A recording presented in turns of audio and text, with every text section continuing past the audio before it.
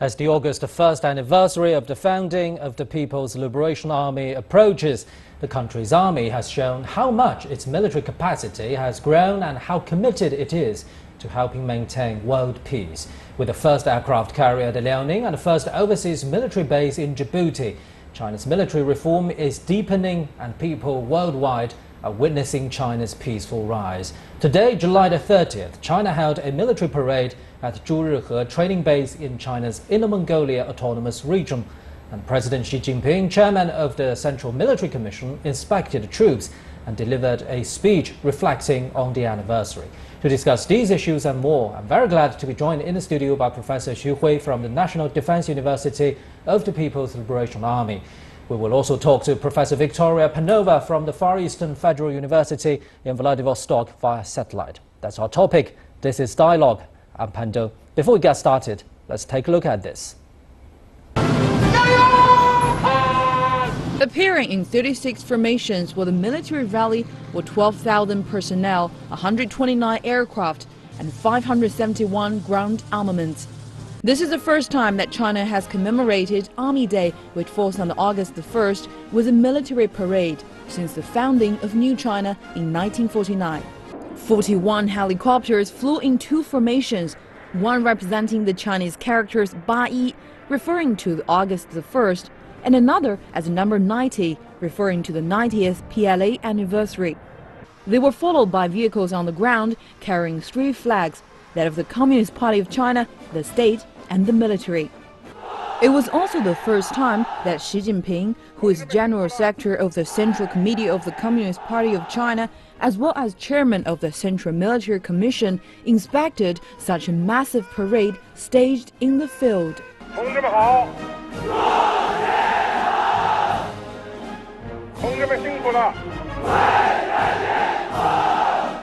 Zhurihe in North China's Inner Mongolia Autonomous Region is home to the PLA's most advanced training base, the largest in Asia. On display were Type 99A battlefield tanks, Red Arrow 10 anti-tank missiles, an Air Force combination of J-15 fighters which are in service on aircraft carrier Liaoning, and Dongfeng missiles. In the past 2 years, the PLA has been undergoing profound reforms. Two new forces have been set up, the Rocket Force and Strategic Support Force, in addition to the Army, Navy and Air Force.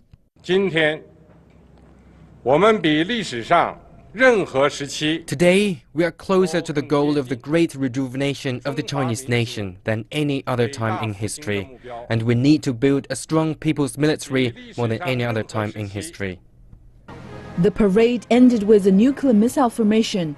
The event is viewed as a display of the nation's self-defense resolve and capabilities, which President Xi echoed.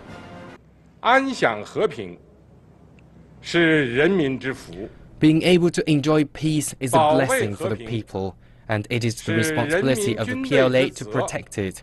The world is not entirely a peaceful one, and peace needs to be safeguarded.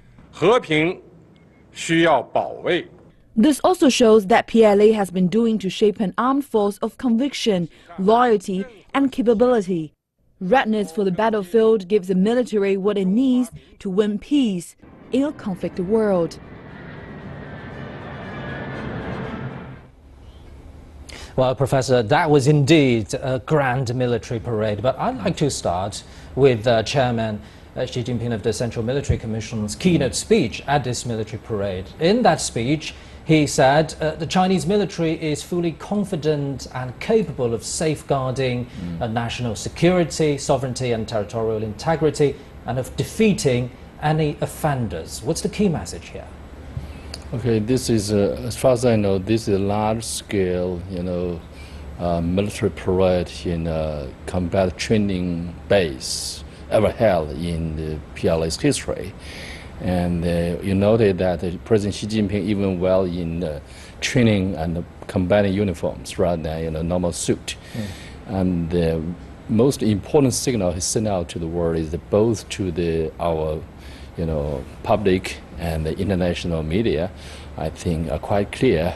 On one hand, Chinese military as a fighting force is ready to defend our national interest. On the other hand, with increasing, capabilities of this military, and China, as for the comprehensive power, Chinese government and military also ready to provide more security, public goods to the international community.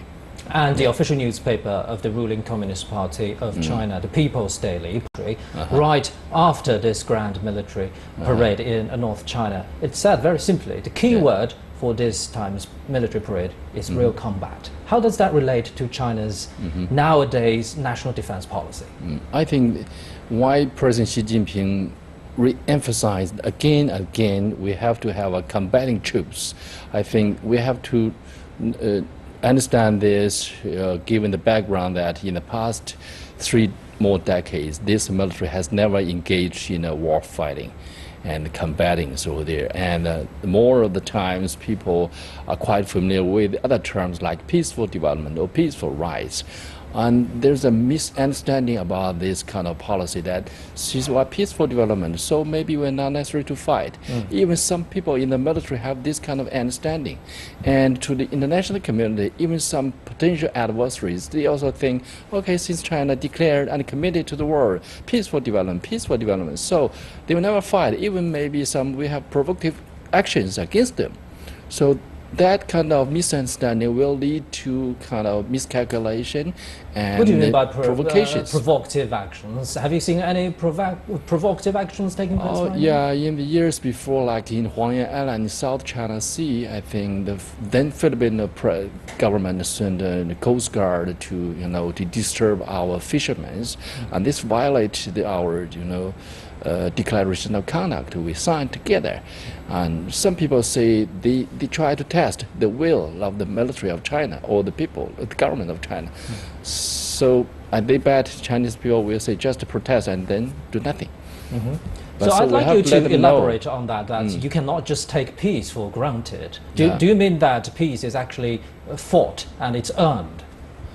Yeah, we cannot expect the enemy is not coming. We have to make ourselves inconvincible. That was said by, Sun Tzu, the author of the Art of War. So you have always be ready. So some people say the fundamental goal, the whole mission of the military is safeguarding peace through fighting war and prepare for fighting war. So only 2 jobs you have to do. On one hand, fight and win. On the other, if there's no war coming out, you have to prepare for war. Yeah, so that is the job and the mission of the military. And we can say, even before this military parade, since President Xi Jinping came into power, he advocated that our military has to wake up and on one hand, make a clean and better force. On the other hand, spend more and more time on training and real combat situation training. That's what he said and what we did in the military. Right.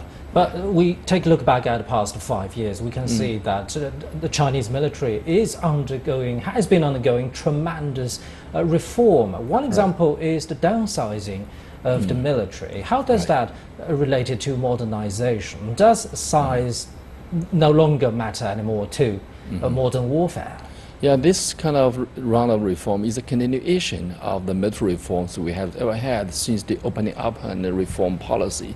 Also, the major background is this rapid development of technology in the militaries, like it showed in the Gulf War, in the Kosovos, even in some other wars. So a military without high technology, it's really hard to win the wars in the future.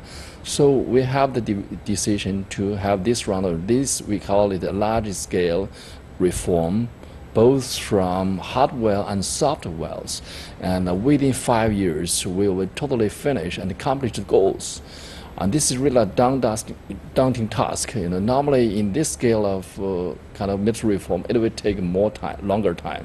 For instance, in France and European countries, their reform normally takes 7 to 10 years. And a lot of repeating, and find some problem, make progress.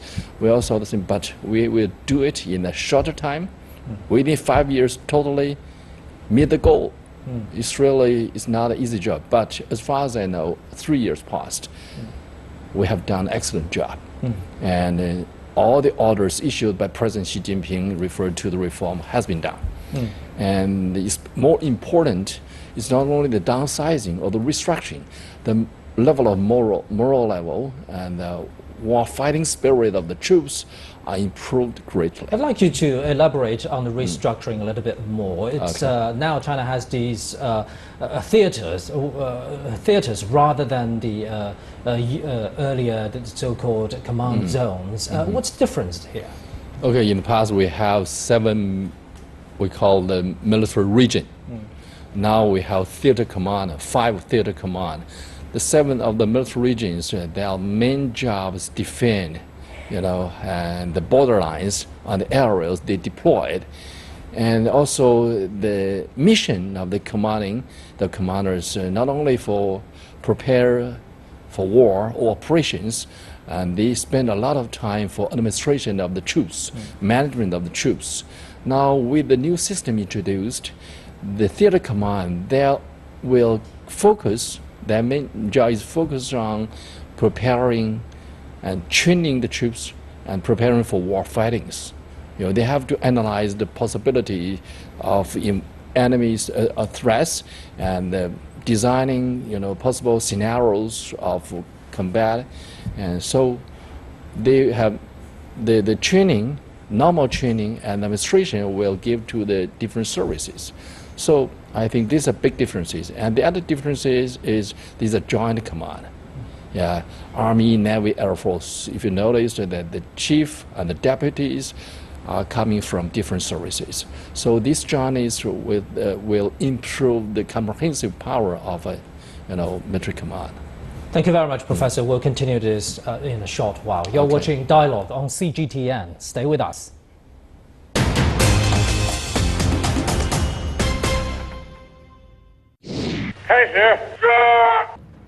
China held a military parade at Zhurihe training base in North China's Inner Mongolia Autonomous Region in celebration of the 90th anniversary of the founding of the Chinese People's Liberation Army. What does the parade signify for China and its military forces? I firmly believe that our gallant military has both the confidence and the ability to defeat all intruders. China is set to cut troop levels by 300,000 by the end of this year. How will this affect the Chinese Army's combat capability? What achievements have been made in China's recent and ongoing military reform?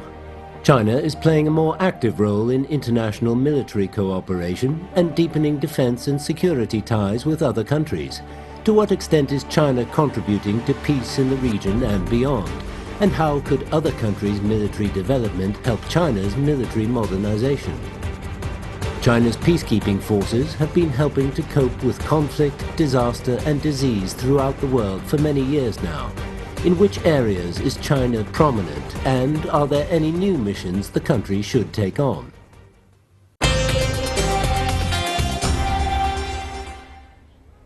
Well, Professor, earlier we were talking about modernization of the Chinese military. It's indeed the right direction, but it's also a very costly direction. What do you make of the increase of China's military budget in the recent years? Actually, this year saw the slowest increase in several years.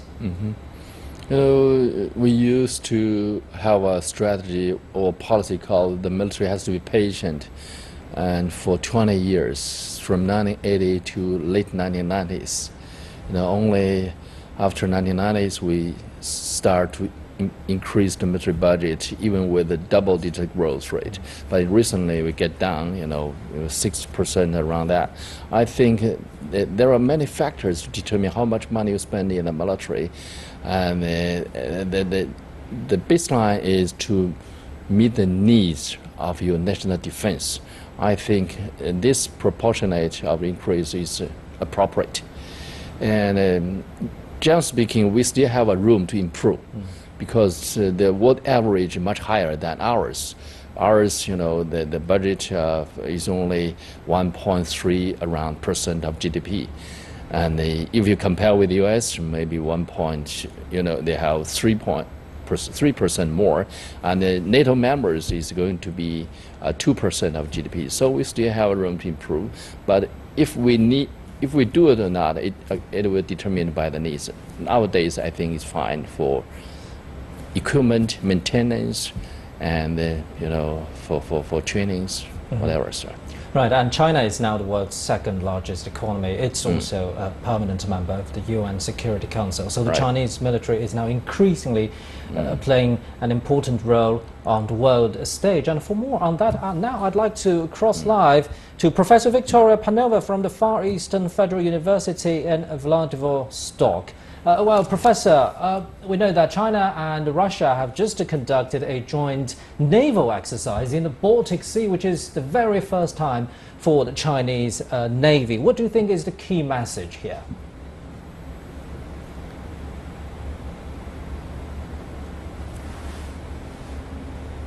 Well, I should say this is just the start of their series of military drills, and the first one was in the Baltic.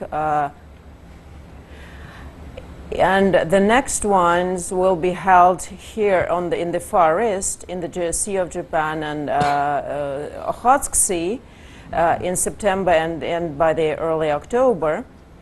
And this is definitely something that shows that China has global ambitions, and also that the two countries are very close together and they're ready to work in different areas. And as you know, the start of the drills in the Baltics, they caused quite an anxious reaction on the part of NATO members when Minister of Defense of Poland even claimed that this is a direct threat to both European and American colleagues and to NATO. Although I should say this is nothing this is not a threat, of course, but this is simply a show of global responsibility of the new role for the two countries and for China as a global maritime power that are ready to take tasks and ready to sustain peace and security all over the world, not just along its borders or along its the maritime neighborhood. Well, Professor Xu, what do you make of this? China is now conducting more joint military drills or multilateral exercises with various countries, not only with Russia. Do you think it's kind of a trend for Chinese military to take a larger role on the international stage? Yeah, I think just as we talked, the Chinese military has never been engaging in war fighting for 30 plus years. So how to make sure your military is really capable of fighting? I think one way is to exercise, not only with yourself, different service joint exercise, also with neighboring countries, with partners around the world. You know, China, just as Professor Panova mentioned, some countries even call that a threat, even though the latest drill between China and Russia is not targeting any third country, as it's even put humanitarian assistance in its key missions. Yeah, the key mission of this exercise is for joint patrolling, anti-piracy, and search and rescue, and some other activities at the sea to protect the sea line of communication. I think this is a quite normal practice of any military to do exercises. And I think one thing, if we need to have more communication with other countries, let them know what we are really doing. Maybe someday in the future, if we meet this kind of threat together, we can work together with any country else. So not necessarily see a specific exercise a threat to some country. Yeah. Well, Professor Panova, Russia and China are both permanent members of the UN Security Council, so they have to take the responsibility of maintaining world peace, specifically by sending peacekeeping troops to fulfill UN peacekeeping missions all around the world. What do you make of the progress made by China in this particular regard in the recent years?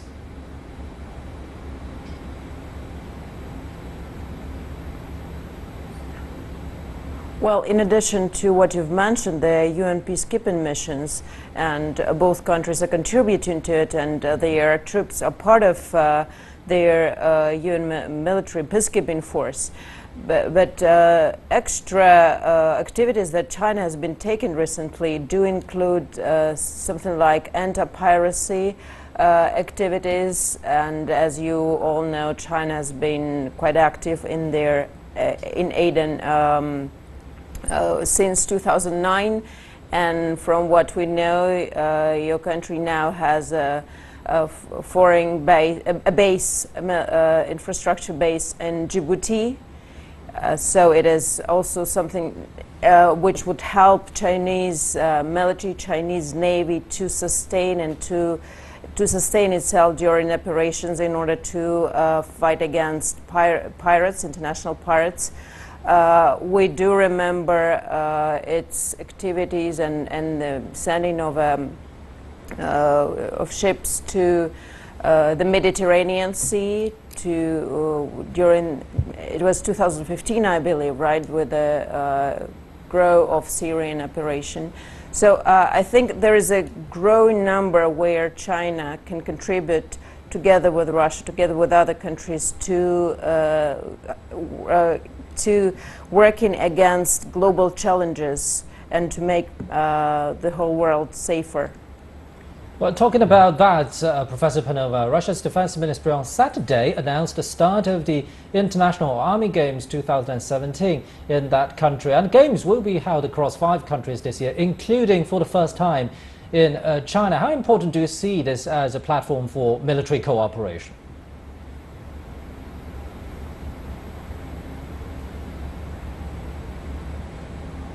Well, I think this is extremely important, because what we see is that this is not drills, but it is still their possibility for different armies, first of all, to see each other, to test each other in peaceful manner, not to fight against each other, but at the same time to make it as kind of as Olympic Games, right? To make it as a sports activities, and still ensure that their abilities, their capacity is tested. And I think this is something, this is also their signal or their demonstration of great trust between the countries that are part of military games, because this is where countries are not afraid to show, well, to contest each other, to compete with each other in the military area. So I think this is quite a good step forward, and this is one of their, this is another type of, in a way, military drills, but in a more peaceful manner. So how important is military-to-military exchanges in a given country's overall diplomacy?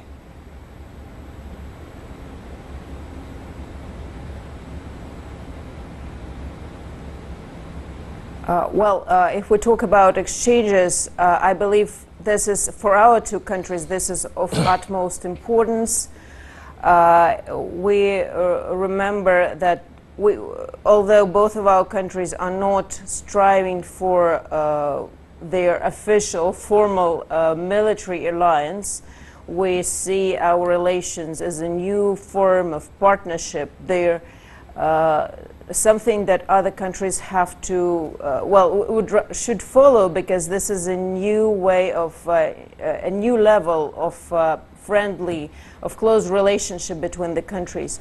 But at the same time, military exchanges is one of their, let's say, of one of the areas that are of utmost importance, of utmost that are serious, and this is their demonstration of trust, and our countries have relations in all areas, political, economic, humanitarian, and having it in military exchanges is just making it a full, exploring full potential of the relations. And I think this could and should be done not just between us, but probably including other partners as well, bilateral and multilateral levels.